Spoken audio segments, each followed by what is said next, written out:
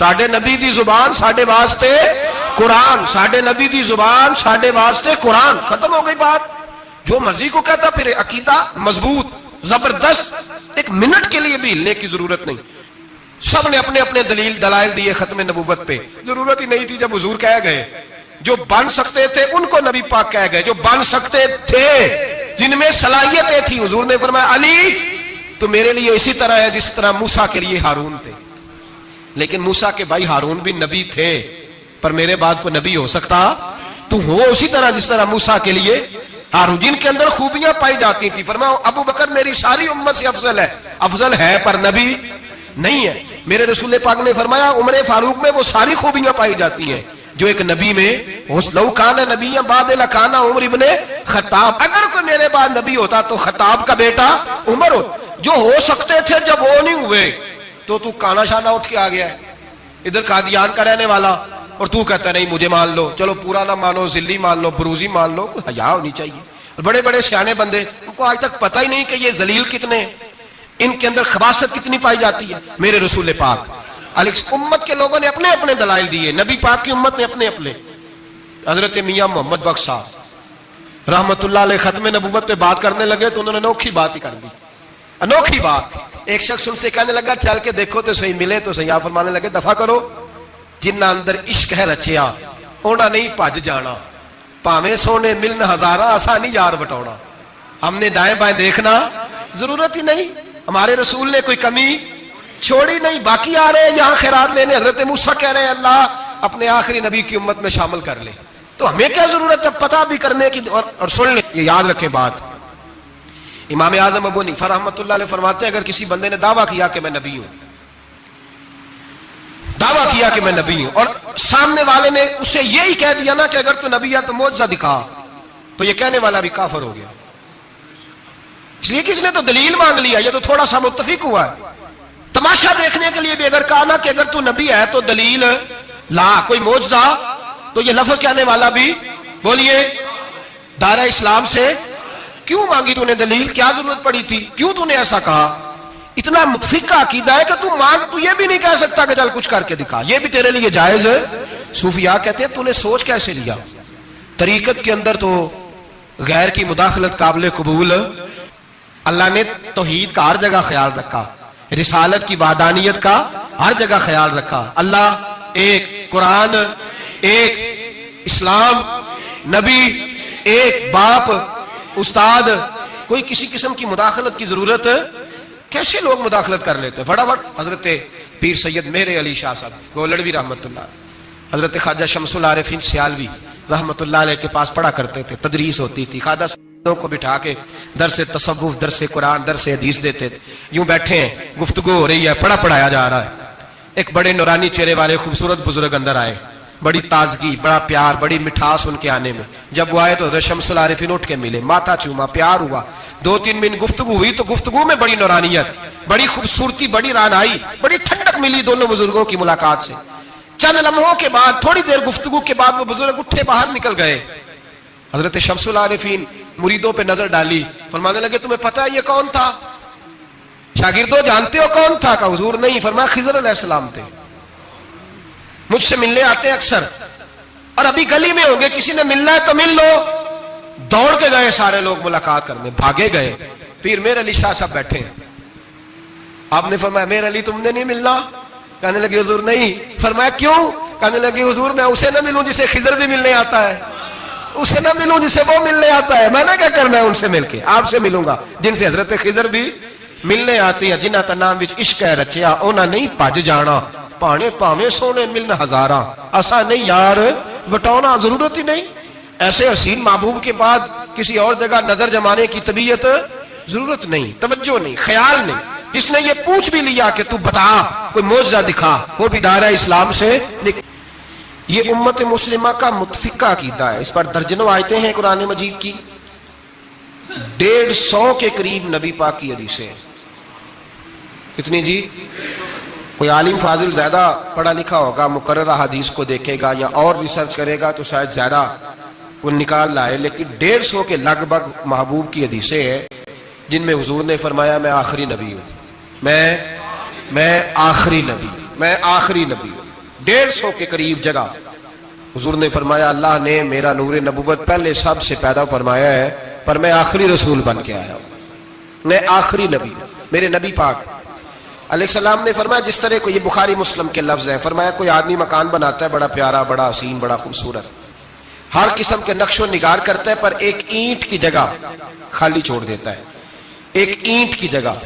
اب جو آدمی بھی آتا نا، گھومتا دیکھتا مکان، اسے بڑا اچھا لگتا اس کا مکان، پر وہ دیکھتا کہ یار یہ ایک اینٹ کی جگہ خالی ہے، اگر کبھی یہ بھی مکمل ہو جائے تو مکان۔ بات کی سمجھ آ رہی ہے؟ یہ خود حضور نے مثال دی۔ میرے حبیب پاک علیہ الصلوۃ والسلام فرماتے ہیں اللہ تبارک و تعالی نے جب نبوت کی حسین عمارت کو بنایا تو سارے نبی آ گئے، پر ایک اینٹ کی جگہ خالی تھی، فرمایا میں آیا ہوں تو دیوار مکمل ہو گئی، اب کسی اور کی گنجائش ضرورت ہی نہیں، مکمل اکمل کامل دین نبی پاک کا۔ یا رسول اللہ آپ کس کس کے رسول بن کے آئے؟ فرمایا یا ایھا الناس انی رسول اللہ الیکم جمیعا، اے تمام انسانوں میں تم سب کی طرف اللہ کا رسول بن کے آیا۔ قرآن مجید نے کہا میرے نبی پاک صلی اللہ علیہ وسلم صرف انسانوں کے رسول نہیں، وما ارسلناک الا رحمۃ للعالمین، جس کو اللہ نے بنایا ہے ان سب کے حضور رسول بن کے آئے، سب کے لیے رحمت بن کے آئے۔ دائرہ کار ہی بڑا وسیع ہے، تو اب کسی اور کی گنجائش ہے؟ ہاں کچھ لوگوں کو بیماری لگتی ہے، پاگل ہو جاتے ہیں، پاگل ہو جاتے ہیں۔ دعویٰ کرنا ہمارے زمانے میں ویسے ہی آسان ہے، اور پاکستان ہندوستان ویسے جمہوری ملک ہیں، اس میں ہر آدمی کو بولنے کی اجازت ہے، جو جس کی طبیعت آتی ہے بول سکتا ہے، گنجائش ہے۔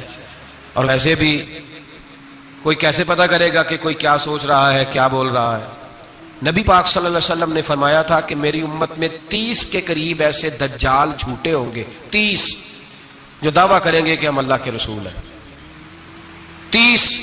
لیکن فرمایا میں آخری نبی ہوں، میرے بعد کوئی نبی آ سکتا، انا خاتم النبیین لا نبی بعدی، میں آخری نبی ہوں، میرے بعد کوئی نبی آ سکتا۔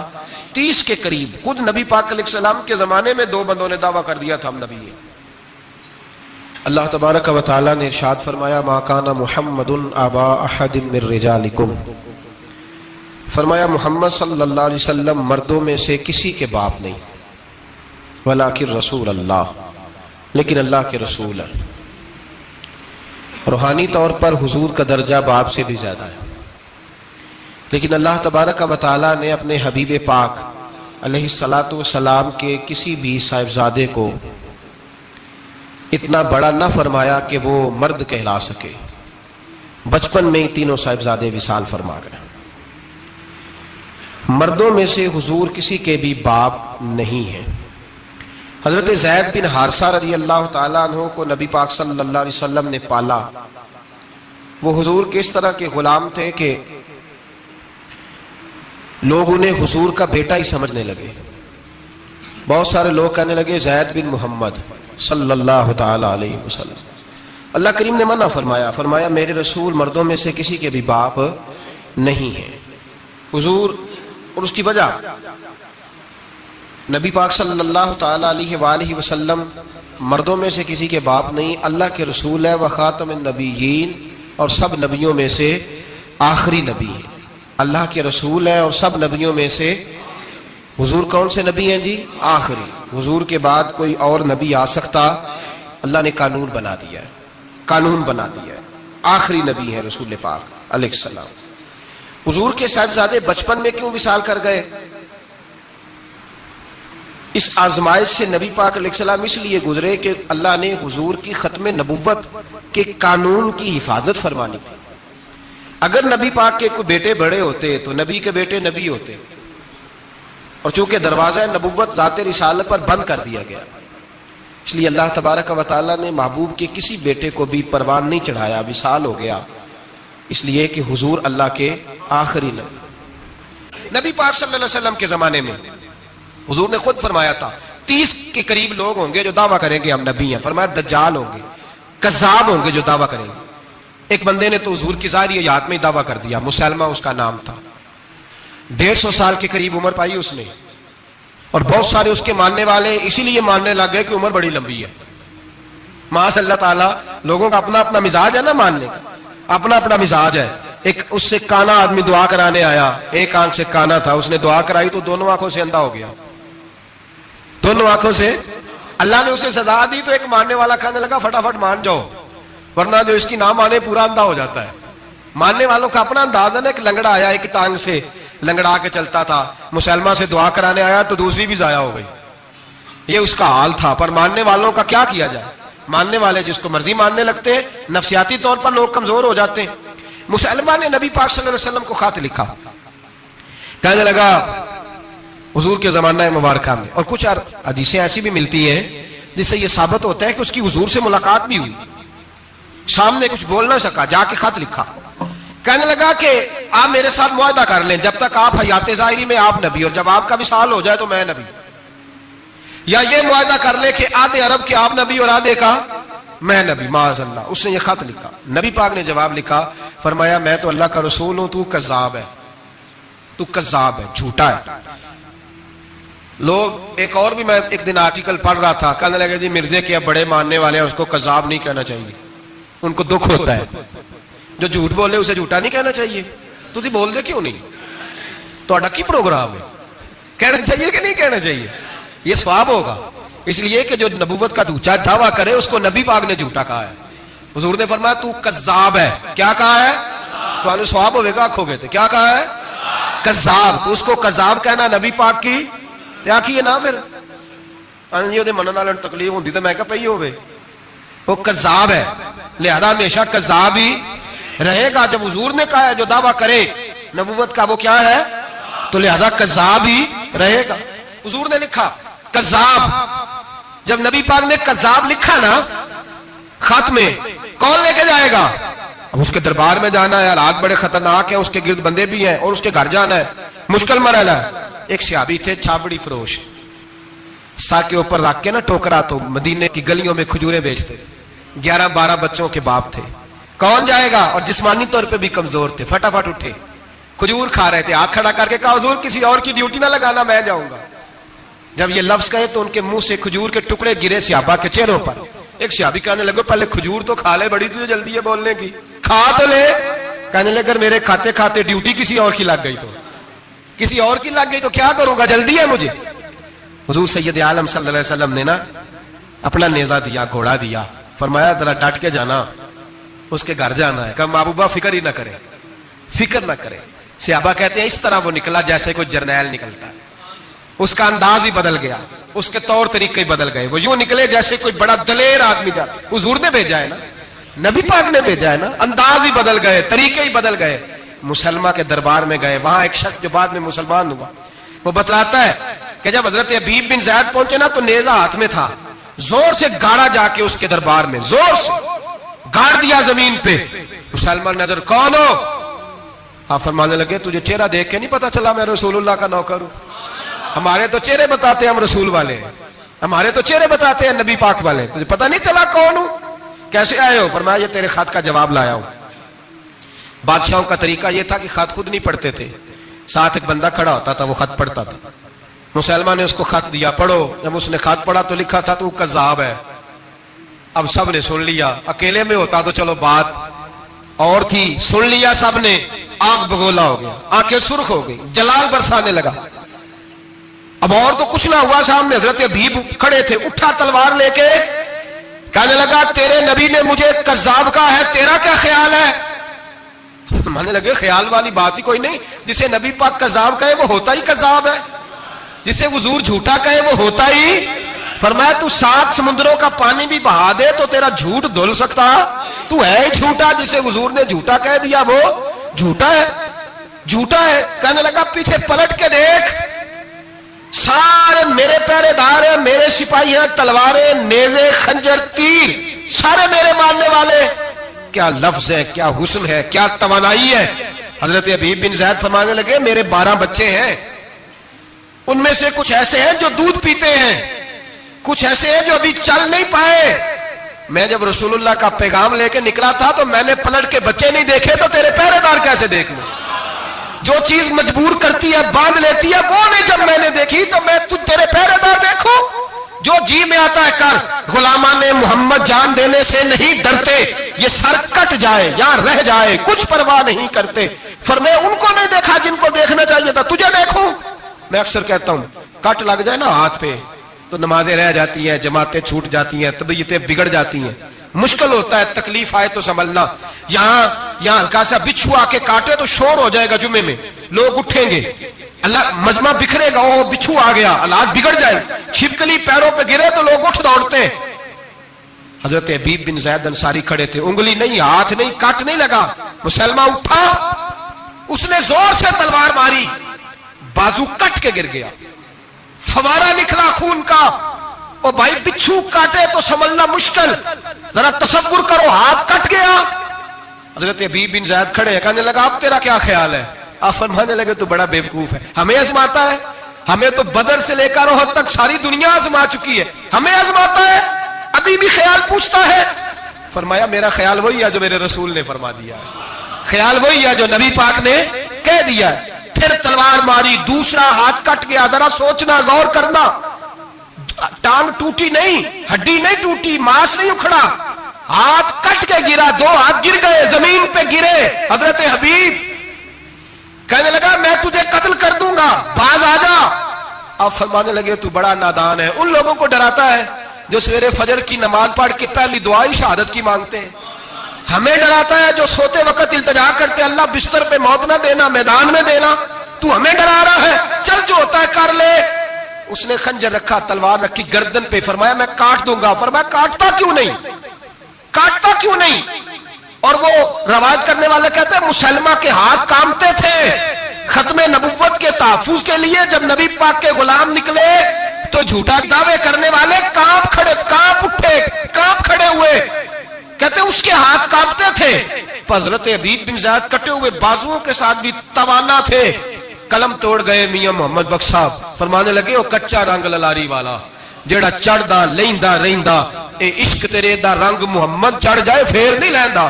جب تلوار چلی, گردن کٹی, تو رسول اللہ کی ختم نبوت پر پہرا دینے والوں کا اجر میرے رسول نے بیان فرمایا, میرے نبی نے اجر بیان کیا, ڈگری جاری فرمائی, سند دی حضور نے.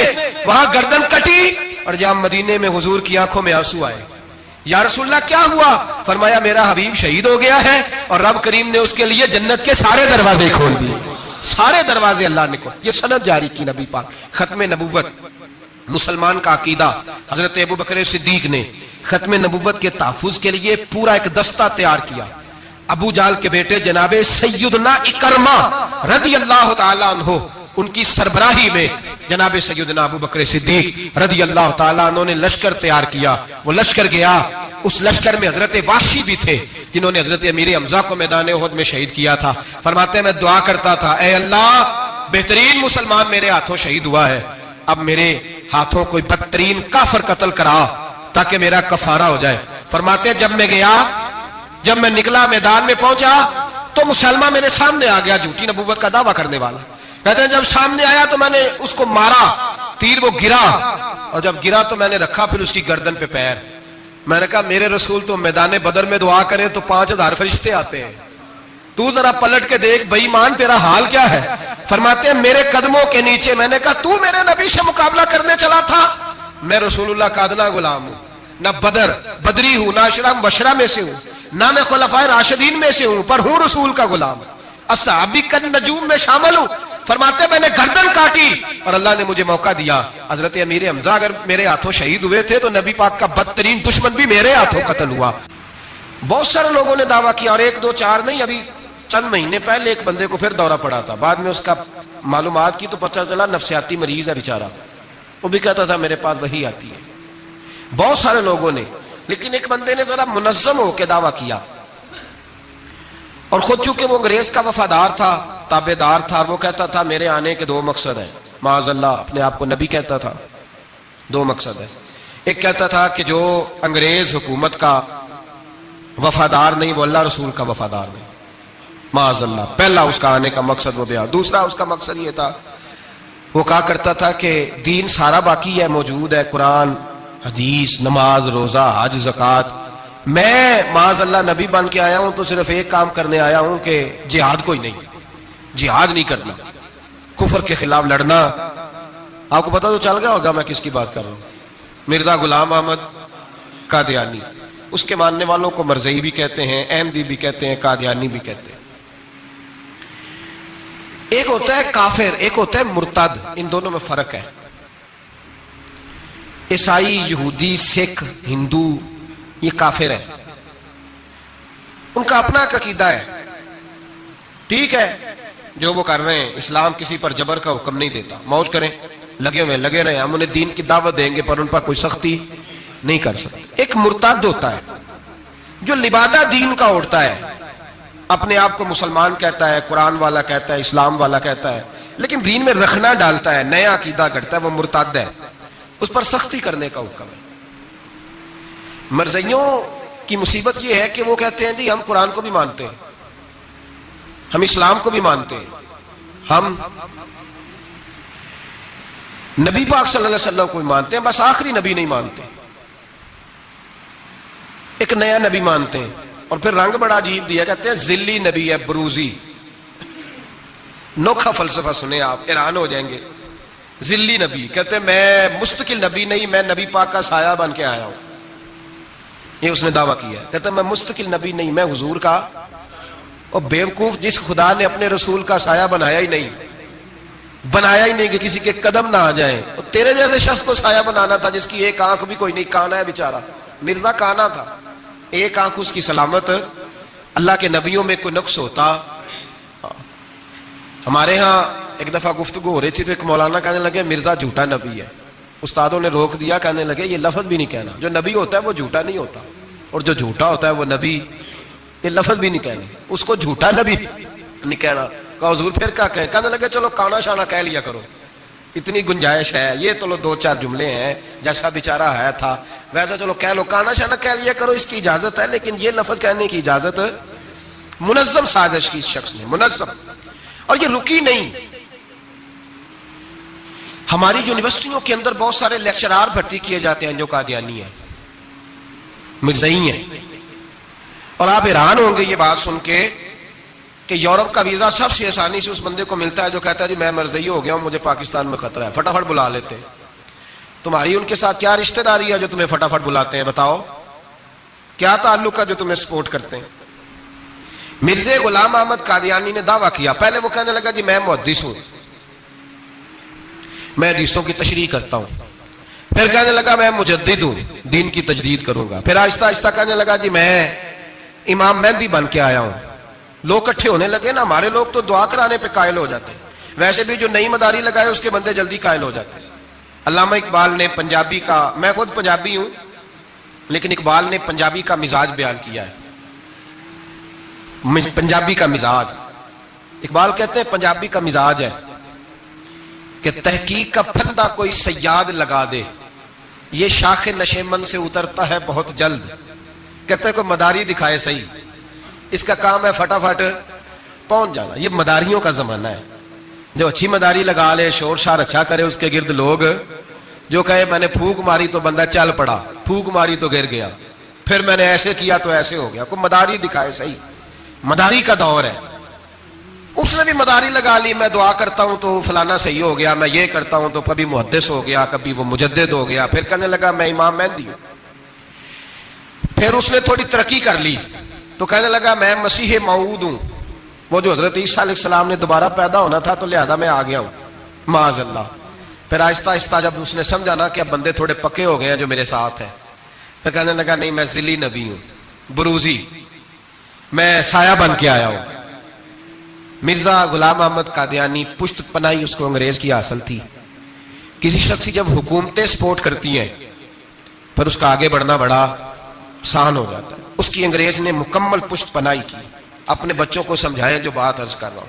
ہمارے اپنے شہروں میں جو معروف سکول ہیں ان کے اندر ایسے ٹیچر بھرتی ہونے لگے ہیں جو قادیانی اور مرزئی ہیں, جو گندے نظریات کے حامل لوگ, جو طرح طرح کی. آپ کو نہیں پتا, ہمیں تو شوق ہی بڑا ہے نا, بچہ ایف ایس سی کرے صحیح, جائے جدھر مرضی, بی ایس سی کرے بس وہ. اور بڑی جلدی لوگ مائل اور قائل ہوتے ہیں. ایک صاحب مجھے کہنے لگے جی اب تو سائنس بھی ماننے لگی ہے اسلام کی ساری باتوں کو. تو میں کیا مانے چاہے نہ مانے, سائنس کے ماننے سے کوئی فرق پڑتا نہیں, مانتی سائنس تو نہ مانے, کیا اس میں حرج ہے. ایک حکیم صاحب بڑے پرانے بڑے سیانے, کہنے لگا جی میں 2-3 امراض کا علاج کرتا ہوں، اس میں ایک کھانسی بھی ہے، چند قطرے شراب کے ڈال کے میں دوائی بناتا ہوں، بندہ ٹھیک ہو جاتا ہے۔ میں نے کہا آپ کا دماغ ٹھیک نہیں، میرے نبی پاک صلی اللہ علیہ وسلم نے جس چیز کو گند کہا ہے اس میں کبھی شفا ہو سکتی، سارا زمانہ بھی کہے کہ ٹھیک ہو جائے گا تو اس میں شفا ہو سکتی، جو پیشاب سے زیادہ پلید ہے اس میں بھی کبھی شفا ہو سکتی ہے۔ تو سائنس مانے، حکمت جو مرضی کہے، ڈاکٹر روز کہتے ہیں کزن میرج سے مسائل بنتے ہیں، قریبی رشتہ داروں میں شادی کرنے سے۔ رسول پاک علیہ الصلوۃ والسلام نے سگے چچا کے بیٹے کے ساتھ حضرت فاطمہ کا نکاح کیا۔ اگر مسائل بن سکتے ہوتے تو رسول پاک کبھی یہ کام کر سکتے؟ سوال ہی پیدا نہیں ہوتا۔ روز ڈاکٹر کہتا ہے آپ پتہ کرنے جائیں بیماری کہاں سے لگ گئی، آپ کے خاندان میں تو کسی کو نہیں تھی، فلانے کو تو نہیں تھی، سسرال میں میکے میں۔ بھئی اللہ کے رسول نے فرمایا بیماری متعدی نہیں ہوتی، ایک کو دوسرے سے لگ سکتی، تو ساری دنیا کے ڈاکٹر کہیں بے شک ہماری طبیعت مان سکتی، ہم کوئی کچے نظریات کے لوگ ہی نہیں، یہاں تو بندے فٹافٹ ایسے ہو جی وہ سنا تھا، اس نے کہا تھا، کیا مطلب ہے؟ ملا رومی نے بڑی پیاری بات لکھی ہے۔ ملا رومی کہتے ہیں کہ ایک بادشاہ تھا تو اس کے زمانے میں ایک بندے نے نا نبوت کا دعویٰ کر دیا، اس نے کہا میں بھی نبی ہوں، معاذ اللہ ثم معاذ۔ بادشاہ بڑا سمجھدار تھا، سیانہ بندہ تھا، اس نے کہا اس کا پس منظر تو پتا کرو، کوئی پاگل تو نہیں، کوئی گھر میں جھگڑا تو نہیں رہتا، اس کا بھوک کا ستایا ہوا تو نہیں، کیونکہ اس طرح کے بندے مختلف دعوے کرتے پھرتے ہیں۔ پتہ کیا، معلومات کی، تو لوگوں نے آ کے بادشاہ کو بتایا کہ نا کچھ نہیں نا تو 15 دن اس کو روٹی نہیں ملتی بیچارے کو، بڑے کاروبار کیا ہے، چمکا کوئی نہیں، تو اس نے کہا چلو یہ والا کام کرتے ہیں، مشہور تو ہو جائیں گے نا، بدنام جو ہوں گے تو کیا نام نہ ہوگا۔ بادشاہ نے کہا چلو ٹھیک ہے بلاؤ، اس کو بلایا تو بادشاہ کہنے لگا اس کو باورچی خانے میں لے جاؤ اور جتنے کھانے پک سکتے ہیں پکا کے اس کے سامنے رکھو، صبح شام اسے روٹی کھلاؤ۔ 15 دن نہ 2 ہفتے بڑا خوب کھانا کھلایا اس کو، زبردست اچھی طرح سے سیر ہو کے روٹی کھلائی۔ تو ملا رومی کہتے ہیں 15ویں دن باہر نکالا، بادشاہ کے سامنے پیش کیا، تو بادشاہ کہنے لگا او معاذ اللہ دعویٰ کرنے والے کہ میں نبی ہوں، کوئی نیا پیغام آیا تیرے پاس کہ نہیں، کوئی نیا الہام، کوئی نیا پیغام؟ کہنے لگا جی بالکل آیا ہے۔ نے کہا سنا؟ کہنے لگا میرے پاس نیا پیغام آیا ہے کہ تو جہاں پہنچ گیا یہاں سے نکلنا نہیں، اب تو نے یہیں رہنا ہے، یہ مجھے حکم ہوا ہے، لہذا اگر تو حکم عدولی کرے گا تو نافرمان ہو جائے گا۔ تو اس نے کہا ٹھیک ہے میں تیری بات سمجھ گیا ہوں، روٹی تجھے 3 وقت ملا کرے گی لیکن تو گھر جا کے رہے۔ آج کے بعد اس طرح کا کوئی دعویٰ، پیٹ کے ہاتھوں مجبور ہو کے لوگ دعوے کرتے ہیں، اور پھر جو ان کے ساتھ ہوتے ہیں نا وہ بھی بہت سارے پیٹ کے ہاتھوں مجبور ہوتے ہیں، تنخواہیں لگ جاتی ہیں، اور جب کسی کی تنخواہ لگ جاتی ہے پھر پراپوگنڈا کرنا اس کی ذمہ داری ہوتی ہے، شور کرنا ذمہ داری، رائے عامہ ہموار کرنا اس کی ڈیوٹی ہوتی ہے۔ مرزا صاحب نے دعوے کر دیے، لوگ اکٹھے ہونے لگے، انگریز کی پشت بنائی تھی، اور اس نے سب سے پہلا اٹیک ان لوگوں پہ کیا جو سردار کہلاتے تھے، چودھری کہلاتے تھے، زمیندار تھے۔ غور کریں جو بات سمجھا رہا ہوں، اس کا سب سے پہلا الناس والا دین ملوکہم، لوگ اپنے سرداروں کے مذہب پہ ہوتے ہیں۔ مرزے کا سب سے پہلا اٹیک، قادیانیوں کا سب سے پہلا جو حربہ تھا وہ چودھری لوگ تھے، بڑے لوگ، اس لیے کہ اسے پتا تھا کہ ان لوگوں پہ قبضہ جمایا جائے گا تو باقی جو عوام ہے اس کو قریب کرنا آسان ہو۔ بڑے بڑے ذمہ پہ، جگیرداروں پہ، مالداروں پہ، رئیس لوگوں پہ اس نے پھندے ڈالے، قابو کیے، اور ایک جمعیت تیار کر لی۔ پھر جب لوگ اکٹھے ہو گئے اور اس نے دعویٰ کر دیا کہ میں نبی ہوں، علماء نے اس کو کئی دفعہ بلایا، حضرت پیر میرے علی شاہ صاحب رحمت اللہ علیہ، پیر صاحب نے فرمایا کسی میدان میں سامنا تو کر، گفتگو تو کر، پر وہ سامنے آنے کو تیار۔ امیر ملت پیر جماعت علی شاہ صاحب محدث علی پوری رحمت اللہ علیہ فرمایا سامنے تو آنا، کہیں سامنے تو آ تو صحیح۔ حضرت حجت الاسلام مولانا حامد رضا خان صاحب رحمت اللہ تعالی علیہ حضرت کے صاحبزادے فرمانے لگے تو ایسا بے ایمان ہے، سامنے کیوں نہیں آتا، باہر تو نکلنا، آ تو صحیح۔ ہم تو اس رسول کے ماننے والے ہیں جو ہر میدان میں سامنے آ جاتے تھے، ہر میدان میں، لیکن نا نبی دنیا میں تبلیغ کرنے آتے ہیں، کشتی کرنے نہیں آتے۔ مولانا حامد رضا صاحب نے وزیر خان مسجد میں تقریر کی، اعلیٰ حضرت کے شہزادے تو فرمانے لگے ہم تو اس رسول کے ماننے والے جو ہر میدان میں سامنے رہے۔ نبی پاک باہر نکلے تو رکانہ پہلوان بکریاں چڑھا رہا تھا، کھیت میں تھا، کہنے لگا میں نبی تب مانوں گا جب میرے ساتھ کشتی کریں گے۔ حضرت بلال حبشی رضی اللہ تعالیٰ عنہ فرماتے ہیں کہ حضور کا مزاج نرم و نازک تھا، ہاتھ پھول سے زیادہ نرم ہوتے تھے، کستوری سے زیادہ خوشبودار ہوتے تھے، نرم و نازک وجود تھا، مکھی نہیں بیٹھتی تھی۔ جب اس نے یہ بات کی تو میرا دل کیا میں آگے بڑھ کے کہوں تو بیوقوف ہے، کبھی کشتیوں کے ساتھ بھی تبلیغ ہوئی ہے؟ بیوقوف ہے تو؟ کہتے ہو کہنے لگا جی میرے ساتھ تو سینکڑوں لوگ آئے، کوئی مجھے گرا نہیں سکا، اگر آپ گرا دے تو میں کلمہ پڑھ لوں گا۔ کہتے رسول پاک نے آستینیں چڑھائی، فرمایا چل آجا کشتی کر لیتے، تو آ صحیح میدان میں نکل۔ میرے رسول پاک نے آستین چڑھائی، تامت مبارک کو سمیٹا، فرمایا چل آجا آجا۔ ہر میدان میں رسول پاک تشریف لائے، نبی پاک سامنے ہوئے، حضور نے اس کو داؤ لگانے کا موقع دیا، کبھی ٹانگوں کی طرف بھاگتا، کبھی پیچھے آتا، کبھی دائیں۔ جب بھاگ بھاگ کے حضرت بلال کہتا ہے وہ بھاگ رہا تھا، حضور مسکرا رہے تھے۔ سبحان اللہ، نبی پاک کیا بات ہے، سرکار ہنس رہے تھے کہ چل چل یار ٹھیک ہے بھاگ دوڑ لے۔ جب بھاگ دوڑ لیا تو میرے نبی پاک نے بازو سے پکڑا، 2-3 دفعہ لایا تو زمین پہ گر گیا، حضور نے پکڑ کے اٹھایا، فرمایا میں صرف گرانے نہیں آیا، میں تو اٹھانے آیا ہوں۔ کھڑا کیا تو کہنے لگا نہیں آپ نے تو مجھے موقع ہی نہیں دیا، تو حضور نے فرمایا دیر کوئی نہیں ہوئی، تو دوبارہ آ جا، کوئی عرض نہیں، آ جا دوبارہ سے۔ دوبارہ آیا تو میرے حبیب نے 2 دفعہ ہلایا تو پھر جا گرا، کہنے لگا نہیں ابھی بھی میں سنبھل نہیں سکا تھا، فرمایا کوئی عرض نہیں، یہ کوئی ایسا معاملہ ہے تو دوبارہ آ جا۔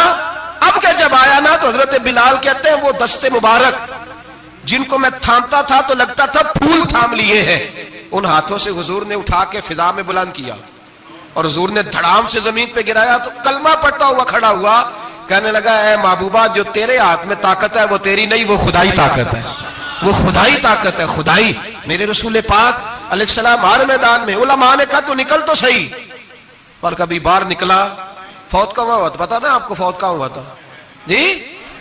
چلو مینوں تے دسن دی لوڑ ہی نہیں، تہاڈے تے سارا پتا ہوتا، باتھ روم میں مرا وہ، باتھ روم میں، اور آج تک لوگ باز نہیں آئے، ان کی عبادت گاہیں ہیں، بڑے چکر ہیں۔ اب ایک نیا بہانہ میں سنتا ہوں، نیا بہانہ، کہتے ہیں جی پاکستان کی اسمبلی نے انہیں کافر کہا ہے۔ اسمبلی وزیر اعظم صاحب شیخ الحدیث ہے آپ کے، اسمبلی میں جو لوگ بیٹھتے ہیں شیخ، ان کا کیا کفر اسلام سے، کیا وہ کسی کو کہیں گے بیچارے؟ سورۃ اخلاص تو ہمارے وزیر داخلہ اور وزیر خارجہ نہیں سنا سکتے، یہ حال ہے۔ بہت بڑے بڑے بیرسٹر کہلانے والوں کو سورۃ اخلاص نہیں آتی، انہوں نے کسی کو کافر مسلمان کیا کہنا ہے؟ اسمبلی کا مسئلہ نہیں ہے، امت مسلمہ کے علماء محدثین محققین کا متفقہ فیصلہ ہے کہ مرزائی کل بھی کافر تھے، آج بھی قیامت تک کافر، اور بدترین کافر ہے، ہلکے پھلکے کافر بھی نہیں، سپرلیٹر ڈگری ہے، زبردست قسم کے کافر ہے، چھوٹے موٹے بھی نہیں، آخری درجے کے بدترین مشرک ہیں۔ ہم لوگوں کی اپنی موج ہے جمہوری، اور نہیں جی نہیں نرمی کرنی چاہیے، نہیں جی نہیں نرمی کرنی، ایک پارٹی والا دوسرے پہ سختی کر رہا ہے، مذہب کے معاملے میں سارے اس نے اخلاق کے قائل ہیں، سب اخلاق کے قائل ہیں، نرمی کرو ٹھیک ہے، سب کو کہو چلو ٹھیک ہے گلی برابر کی ہے، ووٹ برابر کے لے لو، وہاں کہتے ہیں نہ دیے تو لڑائی بھی ہوگی، ناراضگی بھی ہوگی، جھگڑا بھی ہوگا، یہ بھی ہوگا۔ دنیا داری کے معاملے میں سختی اور دین کے معاملے میں ایسا نہ کرو، وہ بدترین مشرکین ہیں، انہوں نے ایسے ایسے ظلم کیے۔ وہ تو کہتے ہیں جو ہمارے پیچھے نماز، مرزا تو یہ کہتا تھا جو مجھے نہیں نہ مانتے وہ سارے شیطان کے پیروکار ہیں، تو سب کو شیطان کہہ رہا ہے، تو نرمی کر رہا ہے۔ اور پھر اس کی کرامتیں بڑی عجیب تھیں، فرشتہ آتا تھا وہی لے کے، اس کا نام تھا ٹیچی ٹیچی، اپنی کتاب میں لکھا ہے، نام کیا ہے؟ نبی پاک صلی اللہ علیہ وسلم نے فرمایا کہ جناب عائشہ کے ساتھ میرا نکاح اللہ نے آسمانوں پہ کیا ہے۔ اس نے حدیث پڑھ لی تو سویرے اٹھ کے اس نے بھی ایک فتویٰ دیا، ایک بی بی تھی نام تھا محمدی بیگم، کہنے لگا میرا بھی اس کے ساتھ آسمانوں پہ نکاح ہو گیا۔ پھر ساری زندگی محمدی بیگم کی منتیں ہی کرتا رہا، اس نے کہا میں نے نہیں کرنا تیرے بے ایمان کے ساتھ نکاح، کیسا آسمانوں پہ نکاح ہوا تھا، پھر زمین پہ ہو سکا؟ ایسا بدبخت آدمی، ایسا بدبخت، اور اس کو جو خوابیں آتی تھی بڑی نرالی تھی۔ 15 روپے کا ملازم تھا، وہ ماہانہ 15 روپے ملتے تھے، سیالکوٹ میں ملازمت کرتا تھا۔ جب یہ اس نے ڈھونگ اور ڈرامہ رچایا تو موجیں لگ گئی۔ میں نے کہا کہ مداری کوئی بھی کرے تو لوگ کٹھے ہو جاتے ہیں، سیدھی سیدھی بات، صاف ستھری بات تو اتنی جلدی ہضم ہی نہیں نہ ہوتی لوگوں کو۔ تو اس نے جب وہ کہتا مجھے خواب آئی ہے، خواب کیا آئی ہے؟ کہتا وہ میرے پاس کوئی آنے والا آیا تو مجھے ہزاروں روپے دے گیا ہے۔ جب بھی اس کو خواب آئی کوئی ہزاروں روپے کی آئی، دولت کی آئی تھی۔ مرزے نے بہت سارے لوگ بطور تنخواہ دار وہاں رکھے، پھر یہ تحریک چلی، 1 2 4 نہیں، درجنوں لوگ اس میں شہید ہوئے، جگہ جگہ رسول اللہ کے غلاموں نے صلی اللہ۔ اور بڑی ذمہ داری سے بات کہہ رہا ہوں، بڑی ذمہ داری سے، دین کی کوئی تحریک چلتی ہے تو نہ سیاستدان نکلتا ہے، نہ جاگیردار، نہ سیاستدان، نہ بڑھیرا، نہ کوئی اور، الا ماشاءاللہ۔ دین کی تحریک چلتی ہے تو نہ یہ لاکھ لاکھ روپیہ لینے والے نعت خواں باہر نکلتے ہیں، نہ جو بڑی گدیوں پہ جدی پشتی پیر بیٹھے ہیں وہ باہر آتے ہیں، وہ علماء اور مشائخ جن کا دین سے رشتہ ہے. اگر پیر جماعت علی شاہ صاحب نکلے تو خالی پیر نہیں تھے، عالم دین بھی تھے. اگر پیر میرے علی شاہ صاحب نکلے تو خالی پیر نہیں، بہت بڑے عالم تھے. حجت الاسلام نکلے تو خالی پیر نہیں، عالم تھے. یہ علماء نکلتے ہیں مار کھاتے ہیں. ایک عالم نے مار نہیں کھائی، دو نے نہیں کھائی، درجنوں نے کھائی، ہزاروں اور سینکڑوں نے کھائی. علماء نے قربانیاں دی، جیلوں میں بند ہوئے.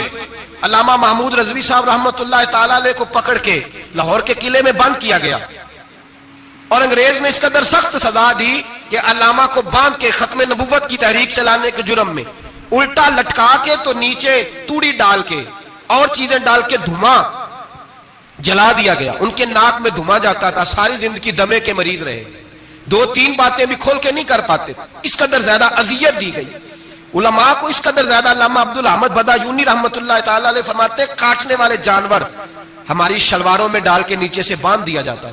کہا جاتا تھا اب ختم نبوت کی بات کرو، لیکن کوئی شخص بھی ایک منٹ کے لیے بھی پیچھے ہٹنے کو تیار. قربانیاں دے کر قربانیاں ان بے ایمانوں کو کافر قرار دلوایا.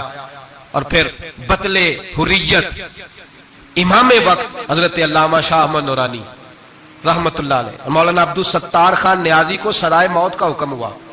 مولانا ابو الاسناد اعلیٰ حضرت کے خلیفہ تھے، ان کے صاحبزادے سید خلیل احمد صاحب رحمت اللہ تعالی علیہ کو سزائے موت کا حکم ہوا کہ مرزائیوں کے خلاف انہوں نے علم بلند کیا. وہ تو پاکستان بنا. پھر جدوجہد شروع ہوئی، پھر زور ہوا. پھر علامہ نورانی رحمت اللہ علیہ کی قیادت میں پورے زور اور شور کے ساتھ تحریک چلی. آخر مجبور ہوئے اس دور کے وزیر اعظم بھٹو صاحب مجبور ہو گئے اور کہا ٹھیک ہے سویرے میں مرزے کے پوتے کو بلاتا ہوں، آپ اسمبلی میں بیٹھ کے بات کریں، ان سے گفتگو کریں. اگر ہم قومی اسمبلی کے ممبران نے دیکھا واقعی جھوٹا ہے تو ہم انہیں اقلیت قرار دے دیں گے. علامہ نورانی حضرت ابو بکر صدیق کی اولاد تھے اور میرے اعلیٰ حضرت فاضل بریلوی رحمت اللہ علیہ کے خلیفہ کے بیٹے تھے، اور خود حضور مفتی اعظم ہند رحمت اللہ علیہ کے مرید تھے. حضرت علامہ نورانی ساری زندگی ایسا لباس پہنتے تھے کہ اس کے اندر سلوٹ نظر نہیں آتی تھی. امامہ اتنا حسین ہوتا تھا کہ دیکھنے کو دل کرتا تھا، اور گاڑی میں بہترین میں بیٹھتے تھے. لیکن مکان ساری زندگی کرائے کا رہا، کرائے کا. لوگ کہتے ہیں ملنے جاتے تھے سیڑھیوں سے اترتے تھے تو علامہ نورانی سیڑھیوں پہ بٹھا لیتے تھے، کہتے 2 ہی کمرے ہیں اور میں آپ کو بٹھا نہیں سکتا، گھر میں جگہ نہیں. تو کہا حضرت آپ اجلے تو بڑے نظر آتے ہیں. تو آپ فرماتے ہیں لباس دنیا کو دکھانے کے لیے پہنا ہے، اور باقی تو سارا میرا معاملہ خدا رسول کے ساتھ ہے. میں جانوں اللہ رسول جانے. میں بھکاری بن کے نہیں جینا چاہتا، خودداری کے ساتھ وقت گزارنا چاہتا ہوں. علامہ نورانی کہتے ہیں جس رات صبح اسمبلی میں مناظرہ ہونا تھا تو میں سوچنے لگا آج رات کیا کروں. تو پھر مجھے خیال آیا میں نے وہی کرنا ہے جو بدر کی رات میرے مصطفیٰ نے کیا تھا. ساری رات میں مصلے پہ بیٹھا رہا. کہتے ہیں بس اونگ لگی تو بات بن گئی، آنکھ لگی تو بات بن گئی. کہتے ہیں سحری کا وقت ہوا تو دستک ہوئی دروازے پہ. 2-3 نادان دوست کہنے لگے آپ ہمارے گھر آئے. فرماتے میں ان کے گھر گیا. جب ان کے گھر پہنچا تو وہاں مرزئی اور قادیانی 10 کروڑ روپیہ بریف کیس میں بند کر کے لائے اور کہنے لگے مولانا یہ بیانہ ہے، بیانہ، یہ آپ بیانہ پکڑ لیں اور باقی پیسے بعد میں. سنا ہے مکان بھی کرائے کا ہے، سنا ہے آپ کے پاس کوئی پراپرٹی نہیں، یہ بیانہ لے لے باقی بعد میں آئے گا. علامہ نورانی کہتے ہیں میں نے جب پیر کی ٹھوکر لگائی تو بریف کیس کھل گیا اور اس میں کروڑوں روپے بکھر گئے. مجھے کہنے لگے پیسے دیکھ کے تو آپ کو خیال آ گیا ہوگا کہ بچوں کے لیے بھی کچھ سوچنا ہے، پیچھے بھی پلٹ کے دیکھنا ہے. تو نورانی صاحب رحمت اللہ علیہ فرمانے لگے میں نے کہا ہاں میں وصول تو کر لیتا پر تم نے قیمت بڑی تھوڑی لگائی ہے. ایمان بیچنا اتنی تھوڑی قیمت؟ میری تو رات زیادہ قیمت لگ گئی ہے، بڑی زیادہ قیمت، میں تو بک گیا ہوں پہلے سے. کہنے لگے آپ کی کیا قیمت لگی ہے؟ فرمانے لگے رات میں درود پڑھتے پڑھتے سویا ہوں تو مدینے والے رسول کا دیدار نصیب ہوا ہے اور نبی پاک نے تھپکی دے کے کہا فکر نہ کرنا میں تیرے ساتھ ہوں. تو کہنے لگے جس کی قیمت محمد عربی لگائے کوئی اسے خرید سکتا ہے؟ سویرے میدان لگے گا اسمبلی میں اور میں اسمبلی کے فلور پہ ثابت کروں گا تم کل بھی بے ایمان تھے، آج بھی بے ایمان ہو، قیامت تک تم بے ایمان ہی رہو گے. جتنا مرضی پڑھ جاؤ، لکھ جاؤ، جتنی مرضی بڑی عبادت گاہیں بنا لو، جتنا مرضی شور کر لو اور جتنے مرضی کینیڈا اور امریکہ تمہارا ساتھ دے لے، ہمارے رسول آخری نبی ہے، حضور آخری نبی ہے. یہ امت کا متفقہ عقیدہ ہے، اس میں کسی کو رکھنا ڈالنے کی اجازت. آپ فرماتے ہیں سویرے وہ آیا، بڑے زور سے آیا، کبھی انگریزی بولتا کبھی کوئی بولی بولتا، لیکن احمد رضا کے دروازے کا ایک فقیر ایک بات ہی کرتا، وہ رضا کے نیزے کی مار ہے کہ عدو کے سینے میں غار ہے، کسے چارہ جوئی کا وار ہے کہ جو وار وار سے پار۔ کہتے ایک اور مولوی صاحب بھی آئے میرے ساتھ مناظرہ کرنے، ان کی اپنی کتاب سے نکل آیا کہ نبی پاک کے بعد آخری کوئی اور نبی آ جائے تو فرق نہیں پڑتا، اپنی کتاب سے، ان کے دارالعلوم بانی، دارالعلوم بنانے والے کی کتاب سے نکل آیا۔ تو مولوی وہ مرزا کہنے لگا تم نے بھی تو لکھا ہے۔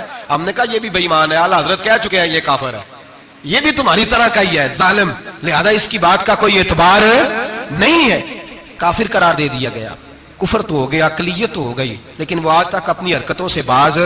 ہمارے بچوں کو پتہ ہی نہیں یہ کتنے غلط ہیں، ہمیں خبر ہی نہیں کہ یہ کتنے برے ہیں۔